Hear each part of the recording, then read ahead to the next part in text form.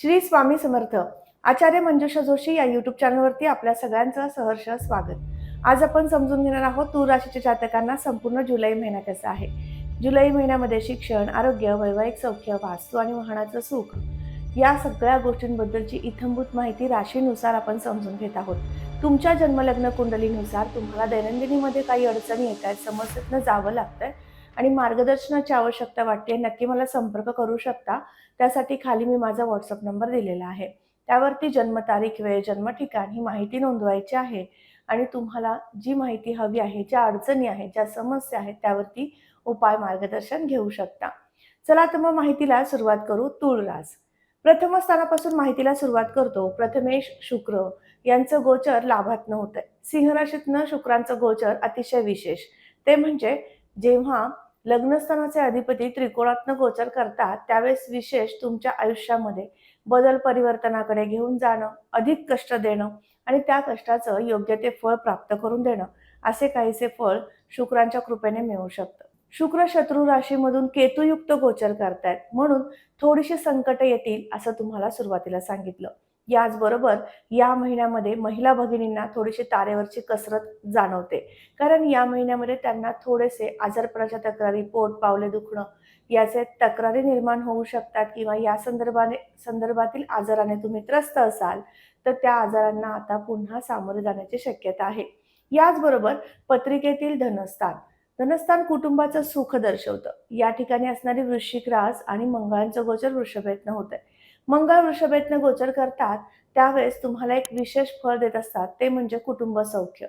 तुमच्या पतीचं सुख प्रदान करून देत असतात. त्याचबरोबर अष्टमातील मंगळांचं गोचर हे तुम्हाला कोर्ट कचेरी किंवा इतर काही समस्या तुमच्या जीवनामध्ये सुरू आहेत, काही गोष्टी तुमच्यासाठी लाभदायक आहेत परंतु त्या तुमच्यापर्यंत प्राप्त होत नाहीत, अशा सगळ्या गोष्टींचं फळ सुद्धा देत असतात. त्यामुळे अष्टमातील मंगळांचं गोचर विशेष ठरेल ते म्हणजे ज्यांचं कोर्ट कचेरी किंवा जमिनी संदर्भातील वाद या काही गोष्टी सुरू आहेत त्यांच्यासाठी.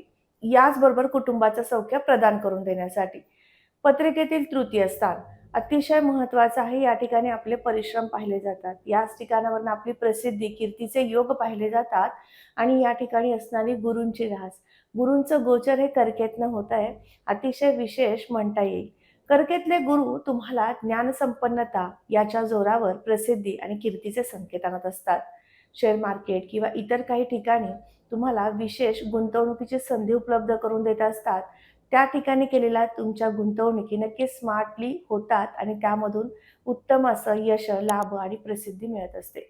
याचबरोबर पत्रिकेतील तृतीय स्थानावरनं प्रवासाचे योग जेव्हा आपण पाहतो आणि त्या अनुषंगाने सुद्धा सांगू इच्छिते, तुम्हाला या महिनाभरामध्ये नक्कीच कार्यानिमित्त, तुमच्या व्यवसायानिमित्त किंवा नोकरीनिमित्त फिरण्याचे योग येऊ शकतात आणि यासाठी पहिला आठवडा विशेष ठरेल. याचबरोबर पत्रिकेतील चतुर्थ स्थान अतिशय महत्त्वाचं मातृसुखाचं, वास्तुवाहन सुखाचं आहे आणि या सर्व दृष्टीने विचार केला तर या महिन्यामध्ये तुम्हाला तुमच्या आईच्या तब्येतीची काळजी विशेष वाटू शकते किंवा तुम्ही त्यांच्या आरोग्याची काळजी विशेष घेऊ शकता.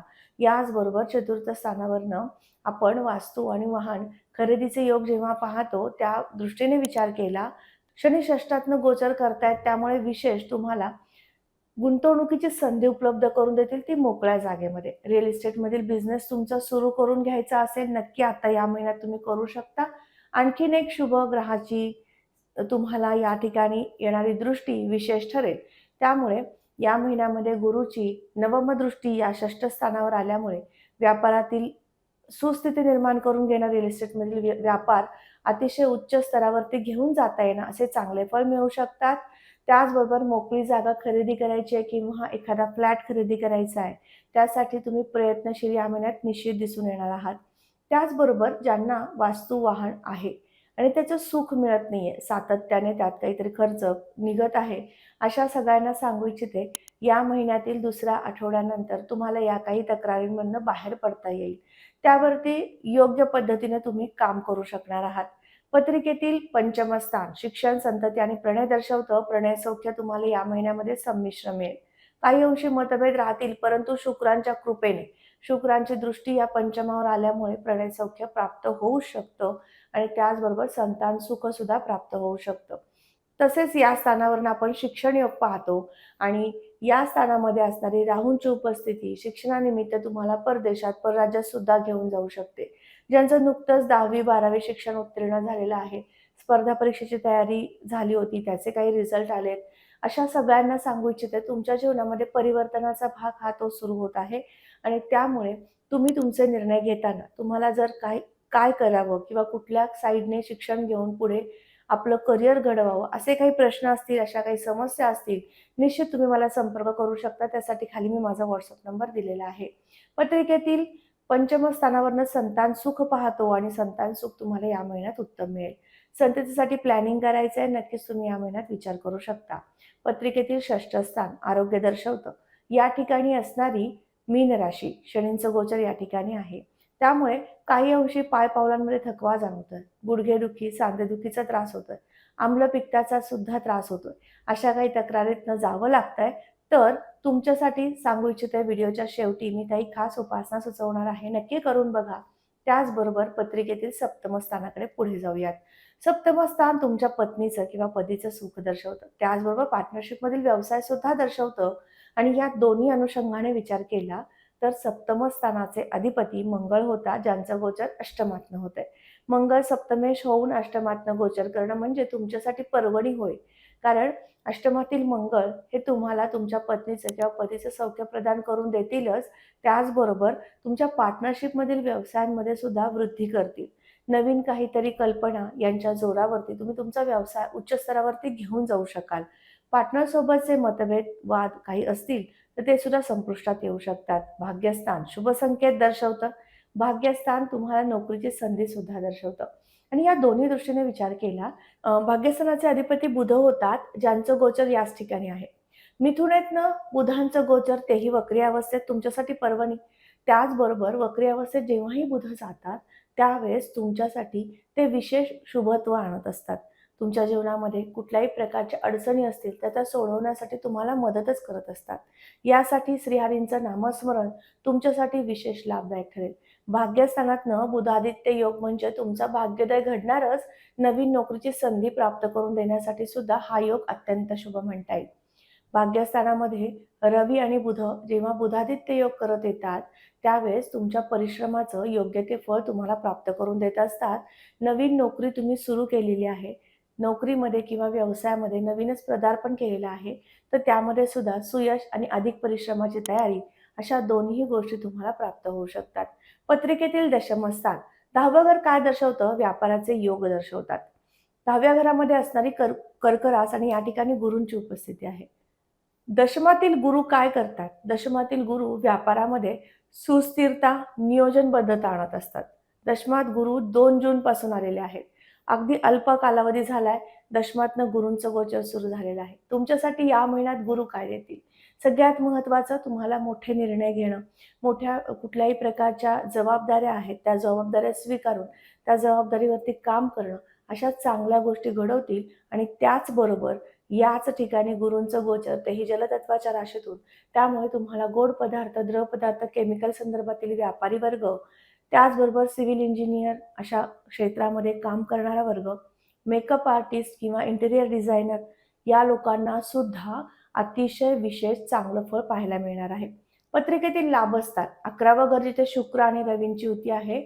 शुक्र तुम्हाला ज्ञानसंपन्नता, पैसा, प्रसिद्धी सगळ्या गोष्टी देऊ शकतात लाभात आल्यामुळे आणि केतुयुक्त असल्यामुळे थोडासा खर्चावरचा नियंत्रण सुटणं, असे काहीसे परिणाम तुमच्या बाबतीमध्ये घडू शकतात.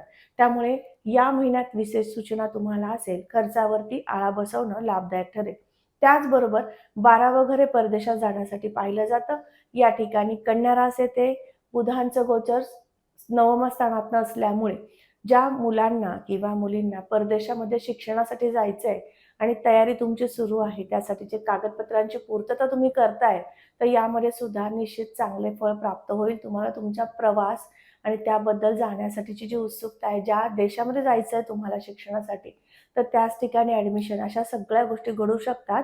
त्यासाठी जास्तीत जास्त श्रीहरी विष्णूंचं नामस्मरण, रोज एकदा विष्णू सहस्रनाम श्रवण करणं, या गोष्टी करू शकलात तर निश्चित करा, तुमच्या शिक्षणामध्ये उत्तुंग असं यश प्राप्त होईल. याचबरोबर पत्रिकेतील 12 घरं आणि 12 घरांवरनं आपण आत्ता माहिती घेतली. विशेष म्हणजे ज्यांना विवाह करायचा अशा विवाह इच्छुक वधूवरांना सांगते, तुम्हाला 10वा गुरु सुरू आहे. राशीप्रमाणे असणारा 10वा गुरु विवाह कार्य सुनिश्चित करू शकतो किंवा विवाह कार्याला गतीही देऊ शकतो. त्यामुळे प्रयत्न करायचे आहेत, प्रयत्नांना यश येऊ शकतं. विशेष तुमच्या जन्मलग्न कुंडलीनुसार तुम्हाला विवाहासाठी कोणती दिशा योग्य आहे, कोणत्या दिशेकडनं स्थळ येऊ शकतात. त्याचबरोबर विवाहासाठी तुम्ही प्रयत्न करताय पण प्रयत्नांना यश येत नाहीये, तर अशांसाठी सुद्धा आपण पत्रिकेनुसार मार्गदर्शन घेऊ शकतो. त्यासाठी खाली तुम्ही संपर्क करून तुमची माहिती नोंदवू शकता. पत्रिकेतील 12 स्थानांवरून आपण आता माहिती घेतली. आजचा हा महत्त्वपूर्ण व्हिडिओ तुम्हाला कसा वाटला लगेचच कमेंट करून सांगायचं आहे. कमेंटमध्ये श्री स्वामी समर्थ लिहिण्यास अजिबात विसरू नका.